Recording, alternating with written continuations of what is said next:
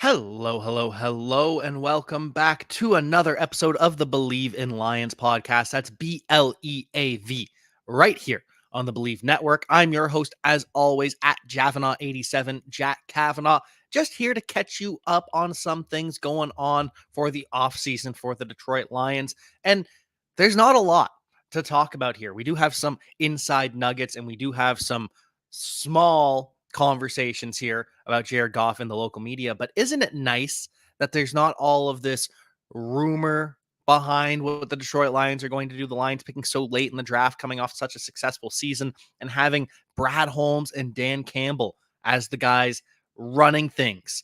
There aren't a whole lot of leaks coming out. It's basically all either things are actually happening with the Detroit Lions, and we'll be talking about who's been visiting the Detroit Lions, but those are just objective things that are happening ahead of the draft. And there was the Cam Sutton situation that was quickly dealt with by the Detroit Lions. The Lions make a correct decision to move on, and that's it. That was action happened, action taken, and that's it. It's done. There's not a whole lot of rumors or behind the scenes chatter with the Detroit Lions right now. And so we are left with not a whole lot to talk about in a good way, because you don't want your organization having all of these leaks. You don't want all of these rumors coming out. You don't want teams to know what you are planning ahead of time. And so right now, the big story is such a small story. It is Jared Goff and the Detroit Lions media negativity that surrounds the team, surrounds the franchise. And Goff does preface this with, I'm hopefully going to be a Detroit Lion for a long time. But I have this thing with our local media where they almost relish in negativity at times. And maybe that's what gets clicks and that's what sells, but it's no longer what they need to live in. And honestly, I couldn't agree more with Jared Goff. Now, don't get me wrong.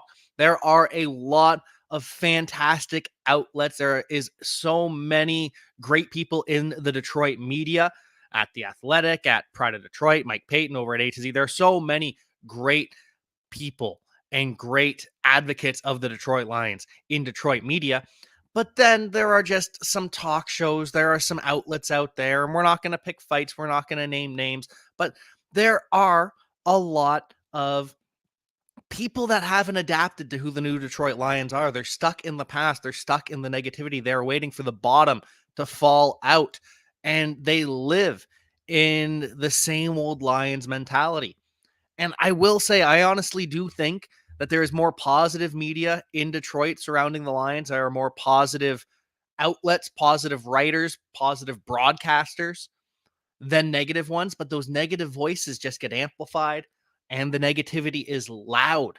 And there is still too much of it in the Detroit Lions fan base, in the Detroit Lions media coverage. And a large part of that is the rise of the Detroit Lions has happened so quickly. A lot of people haven't learned how to win as fans, as media members yet. Like I said, everyone's waiting for the bottom to fall out, for things to go south.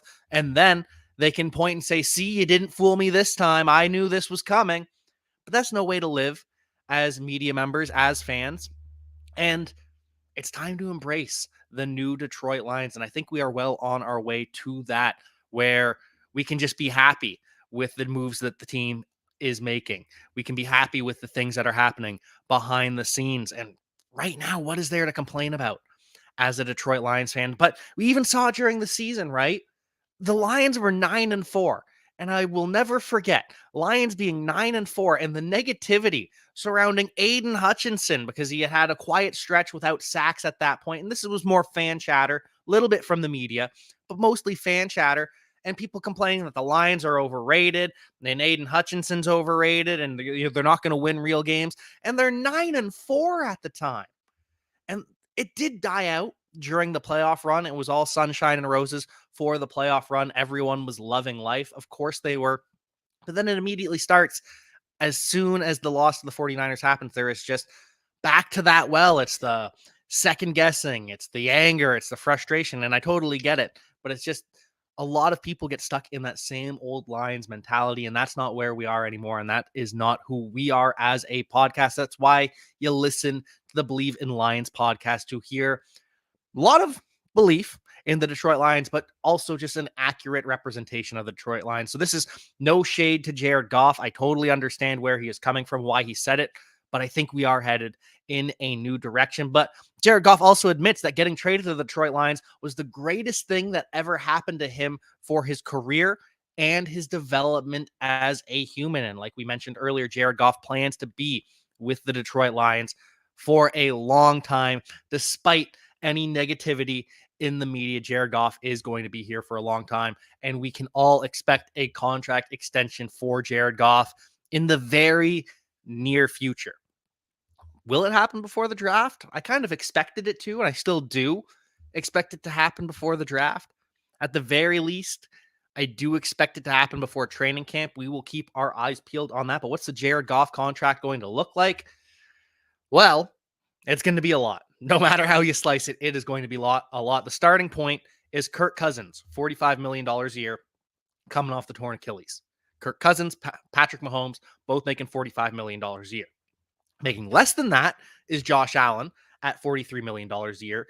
But then there's Daniel Jones at $40 million a year. Dak Prescott making 40, and Matt, who's going to get a new contract in very short order. And Matthew Stafford also making $40 million. Jared Goff going to be getting more than Kirk Cousins. Kirk Cousins coming off a torn Achilles, so $45 million is the floor. But then you look at it, Deshaun Watson making $46 million a year. We've got Kyler Murray making $46 million a year. Jared Goff, no matter how you slice it, deserves to be making more per year than Kyler Murray and Deshaun Watson. What we've seen from Jared Goff over the last couple of years, what we saw during the playoff run for the Detroit Lions, and the fact that his contract is up. He's going to be making more than $46 million a year. So then we get into the $50 million a year, and that's where we could see the ceiling. Because Jalen Hurts making $51 million a year. Is Jared Goff going to make more than Jalen Hurts? Debatable. Is Jared Goff going to make more than Lamar Jackson at $52 million a year, the two-time MVP Lamar Jackson? Probably not. No MVPs for Jared Goff. Very successful year, but $52 million. No MVPs. Lamar Jackson. I don't know if Jared Goff is going to top that. We also have Joe Burrow at $55 million and Justin Herbert at $52.5 million. Now, if Jared Goff does win the Super Bowl with the Detroit Lions, he probably does end up topping Lamar Jackson's $52 million per year. But as it stands, I'm expecting to see Jared Goff coming in 4-year, $200 million contract, $50 million per year. I think that's just what we have to accept as Detroit Lions fans at this point. That is what Jared Goff is going to be making, and he's going to be here for a long, long time, despite the negativity in the media. But Jared Goff will be returning with a new look. The Detroit Lions will be getting new uniforms. As we all know, those will be debuting before the draft, which makes sense. And there's not that many people actually at the draft. There's only 13 prospects at the draft. So only 13 players the Lions could draft. And we see that Honolulu blue, if they keep the Honolulu blue, I imagine they will. But we'll only see potentially 13 players that could end up with the Detroit Lions that we'll actually see on stage. Now, they do give the prospects those jerseys to take pictures with after the fact, but we might not see those brand new uniforms on stage for the Detroit Lions. We will keep our eyes peeled on that with only 13 players attending the NFL draft. But either way, new uniforms coming out for the Detroit Lions ahead of the NFL draft. We're going to have, hopefully, no longer have those gray uniforms. Just, they're not it. The grays are not it. Move on and go back potentially to the black jerseys that they had when Dan Campbell used to play for the Detroit Lions, which make things interesting because could the Lions be getting a new helmet as well? The Lions added the blue helmet this season, and now the NFL has opened it up to a third helmet that you can have as a team. So could the Lions have a black helmet to match the new black jerseys, or could they go for a 90s throwback look with the silver bubble helmets that they wore with Barry Sanders, that they wore last time they made the playoffs? It's going to be interesting. I cannot wait to see the debut of the new Detroit Lions uniforms. It is going to be magnificent, and we only have to wait until only less than 2 weeks at this point. I think it's the 18th. Either way, we will have the Detroit Lions jerseys updated in short order. Who is going to be wearing those jerseys, though? Who is going to be? And my cat just will not stop here today. That's enough of that. Anyways, who is going to be wearing a jersey of the Detroit Lions? Who's going to be wearing that Honolulu blue? At this point, it seems inevitable that it will be a cornerback. What round that cornerback is taken remains to be determined, but the Lions have had 7 cornerbacks in for their 30 visits. Now, people will call these top 30 visits. That's a misnomer. It's not top 30. It's not your top 30 players. You just get 30 visits. So they're 30 visits, not top 30 visits, but they are having some of the top cornerbacks there. The Detroit Lions did meet with Terrion Arnold, the Alabama quarterback, expected to go early in the first round, could go anywhere from 10th overall, potentially even 8th overall, to the 20s. It sounds as though the Detroit Lions to land Terrion Arnold would have to trade up. But we've seen Brad Holmes move up in the draft for an Alabama prospect before. Could that be the case once again? The Detroit Lions have also met with Kool-Aid McKinstry. He was one of those 7 visits. Kool-Aid McKinstry, the other Alabama cornerback who has visited the Detroit Lions. And Brad Holmes was at the Pro Day for the Crimson Tide as well. And it wasn't just these two. Like we said, 7 cornerbacks in for pre-draft visits. We also saw Enos Rakestraw, who's a first, second round prospect, mostly a slot cornerback, but can play outside as well. Then we get into the day 2 picks. Auburn's Nehemiah Pritchett, Kentucky's Andrew Phillips, Wake Forest, Kalen Carson, and the Toronto Argonauts, Quantez Stiggers, former CFL player who left high school, or who I can't remember the actual story that was here, but basically he wasn't eligible for the NFL draft. He was eligible for the CFL draft, goes to play in the CFL for a year. Now he can enter the NFL draft. So we'll see how that all shakes out. But 7 cornerbacks already visiting, including a couple of the top guys. And that's not even counting the local day. So the Lions had an additional 4 cornerbacks in for what are considered local days. So this doesn't count towards your 30s visits because these are all local prospects, players that live close enough to the facility. And we saw Mike Sanderstill, the cornerback from the Michigan Wolverines, slot cornerback primarily, not so much suited for the outside, but that's an 8th cornerback, an 8th high-end cornerback that we have seen visiting the Detroit Lions before the draft. We also got Kalen Gervin from Kansas, Chris McDonald from Toledo, and Josh DeBerry from Texas A&M. So all told, that's 11 cornerbacks visiting the Detroit Lions ahead of the draft. It feels like all but a lock that the Lions will be taking cornerback in the first 3 rounds of the NFL draft. The second most visited position is defensive tackle, and we've only seen 2 DTs visit the Detroit Lions, Michael Hall from Ohio State and Christian Boyd from Northern Iowa. Also, Sion Vaki from Utah visited the Detroit Lions as well. Now, with the local days, we did see Darius Robinson, the Missouri edge defender, visit the Detroit Lions. They spent a lot of time with him at the Senior Bowl, and Roman Wilson, the wide receiver from Michigan, visit as well. And the Lions we've seen historically outside of the first round. In the first round, it doesn't necessarily have to be guys that visited the Detroit Lions. No one expected Jahmyr Gibbs to join the Lions. Obviously, Aiden Hutchinson visited, but he was one of those local guys. Once again, he didn't count as a 30s visit. Jameson Williams, another surprise for the Detroit Lions. So outside of the first round, though, the Lions often draft these players that they bring in for visits. The Lions are pretty clear with their intentions sometimes, so it won't be surprised to see any of these names that I've listed drafted by the Detroit Lions.